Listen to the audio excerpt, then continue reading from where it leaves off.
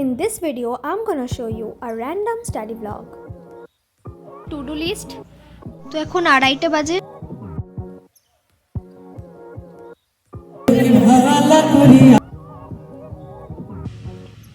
Good morning everyone. Good morning everyone. Hello everyone and welcome back to my YouTube channel. আজকে একটা রবিবারের vlog আমি তোমাদের সাথে শেয়ার করব।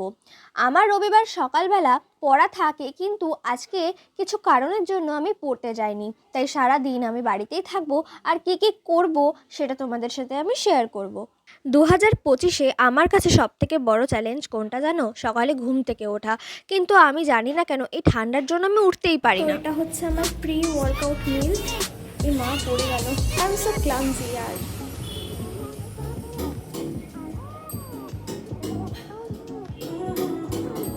তো ঘুম থেকে উঠে ফ্রেশ হয়ে 1 কাপ দুধ খেয়ে আমি এক্সারসাইজ শুরু করে দিলাম। আমি খুব হার্ড কিছু এক্সারসাইজ করি না, 10 মিনিট একটু গান চালিয়ে জাস্ট একটু ওয়ার্ম আপ কিছু এক্সারসাইজ করি।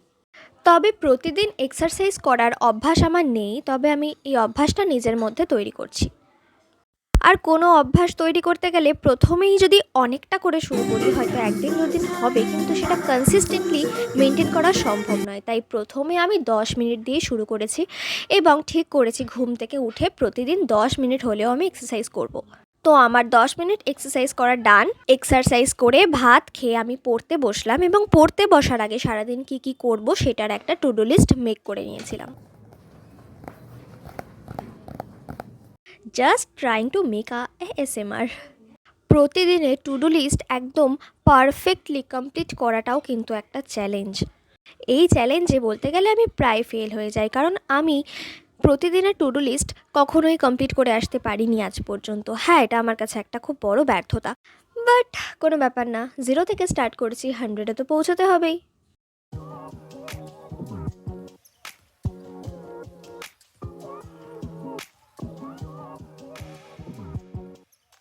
অর্গ্যানিক কেমিস্ট্রি ব্যাপারটা কিন্তু অঙ্কের মতো, প্রতিদিন প্র্যাকটিসে না রাখলে ভুলে যাব। এমনি তো অর্গ্যানিক কেমিস্ট্রি খুব একটা কঠিন আমার কাছে লাগে না, কিন্তু প্রতিদিন প্র্যাকটিসের মধ্যে রাখতে হবে ব্যাপারটাকে। তো বেশিক্ষণ না, ওই 16 মিনিট মতো আমি অর্গ্যানিক কেমিস্ট্রি করেছিলাম, কারণ একদিনে বেশি করতে গেলে না গুলিয়ে যায়। তারপর কিছুক্ষণ ব্রেক নিয়ে আমি জিওলজির একটা ক্লাস অ্যাটেন্ড করছিলাম।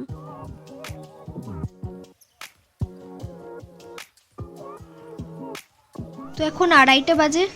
আমার 1 ঘন্টা পড়া ডান আর একটা লেকচারের অর্ধেক কমপ্লিটও হয়ে গেছে। তারপর আমি সব জামা কাপড় গুছিয়ে চলে গেলাম স্নানে। আমার স্নান করতে অনেক দেরি হয়, আমি 2টোর সময় যাই স্নান করতে, কখনো 3টেও বেজে যায়।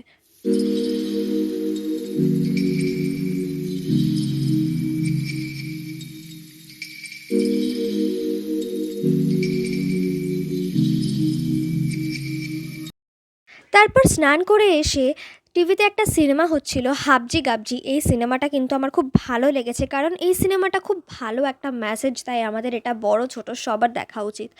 এরপর লাঞ্চে ডাল ভাত আর ডিম সেদ্ধ খাওয়ার পরে রাস্তা দিয়ে আচারের গাড়ি যাচ্ছিল, আর সেই জন্য ছুটতে গিয়ে কিনে নিয়ে এলাম কুলের আচার আর আম ফলসির আচার। এরপরে সন্ধ্যায় একটু বেরিয়েছিলাম। কোথায় বেরিয়েছি বলছি, কিন্তু এখানে আসার আগে আমি জিওলজির পুরো লেকচারটা কমপ্লিট করে এসেছিলাম। প্রতি বছর জানুয়ারি মাসে আমি যেখানে থাকি সেই গ্রাম, হ্যাঁ আমি গ্রামেই থাকি, কিন্তু সেটা কোনো অংশে এখন গ্রাম নেই। যাই হোক, তো সেখানে মেলা বসে আর 5 দিন ধরে কিন্তু বিশাল অনুষ্ঠান হয়, বড় বড় সিঙ্গাররা আসে। আজকে ছিল বাউল গানের অনুষ্ঠান আর আমাদের অনুষ্ঠানের প্রথম দিন। তো বাউল গান শুরু হওয়ার আগে এখানে একটা নাটক হচ্ছিল, এরপরে অনেক নাচ গান হয়। তো আমি অনেক রাত অবধি এখানেই ছিলাম। আর মেলা খুব বড় না হলেও ছোটোর মধ্যে কিন্তু অনেক কিছুই থাকে মেলায়। এবং আমরা মেয়ে, আমাদের চোখ গিয়ে তো আটকায় আলটিমেট কানেরের ওপর। হ্যাঁ, সবার ক্ষেত্রে এক না হতেও পারে, বাট আমার কানেরের প্রতি প্রচুর ক্রেভিংস আছে বস। আমি কানেরটা কিনলাম।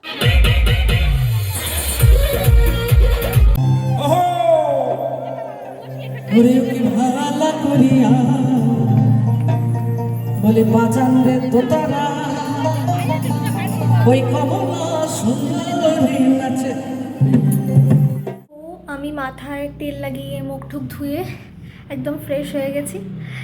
তো ব্যাপারটা হচ্ছে, আমি যেহেতু প্রোগ্রামে গেছিলাম, আমার অনেকটা রাত হয়ে গেছে ফিরতে। তো আজকের ব্লগটা এখানেই শেষ করছি। আশা করি সবার ভালো লেগেছে, আর এরকম আরও স্টাডি ব্লগ দেখতে হলে আমাকে কমেন্টে জানাও। Bye guys.